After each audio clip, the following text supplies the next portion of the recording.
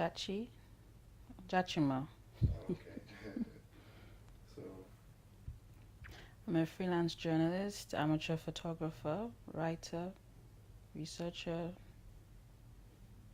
I did find out about it in 2011, so I could say about 3 years now. He diagnosed me as depressed when he noticed I'd piled on quite a lot of weight in a short period of time. I did this questionnaire, and he came up with um, that he feels that I'm depressed, and after a while, we figured out that what I was going through was a form of anxiety, social anxiety. Well, they suggested it might be my father's death, that I wasn't coping with it properly, and I hadn't addressed it, and I was literally ignoring all the issues that were surrounding it by keeping myself busy and trying my best not to think about it, rather than deal with the way I felt. Okay, I go for therapy once every 2 weeks, and my therapist helps me kind of evaluate the way things are going and the way I think about myself. Um, I'd say over the past couple of months, I've been able to handle a lot of very difficult situations. Like at times, I'd find it terrifying to go to places where like new places where you have like groups of people, or if I had to meet a group of people, I look for excuses not to go.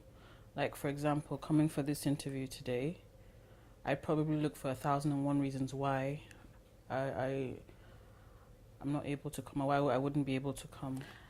Okay, I think I'd best describe social anxiety as a severe form of shyness. I think it becomes a problem when it starts to affect your daily life, like not being able to, in some people's cases, not being able to go outside, or probably not being able to go to a store, or some people not being able to go to work. I think it's kind of changed a lot of things in my life. I stopped working at a company I absolutely loved because I was finding it difficult to come into the office every day. So I started working freelance from my house, so that way I didn't have to go outside. I've missed out on some major events, like two of my friends' weddings, and one of them I was supposed to be a bridesmaid, but I was afraid of what I look like inside the dress. So I had to make up a story and tell her that there was no way I was going to be able to make it. I'd say it becomes a problem when it starts to affect like major events in your life, and when you start to find excuses not to go outside or not to interact with people, or literally just not to do anything. Okay. I think okay.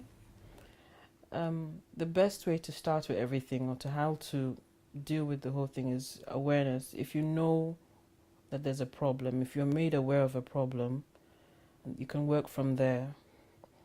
And I think one of the biggest things that bothers me is the fact that I hadn't identified that there was a problem until it had gone on for literally for years. What I learned from therapy, that was that sometimes people who have like certain mental health issues, they could end up in relationships that are unhealthy, and also make things worse. For fun, right now I write. I enjoy going to the theatre. I love swimming.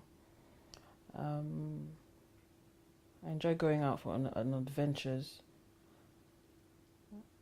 but I don't feel like right now I'm as fearless, or I don't feel like I'm enjoying my life as much as I used to.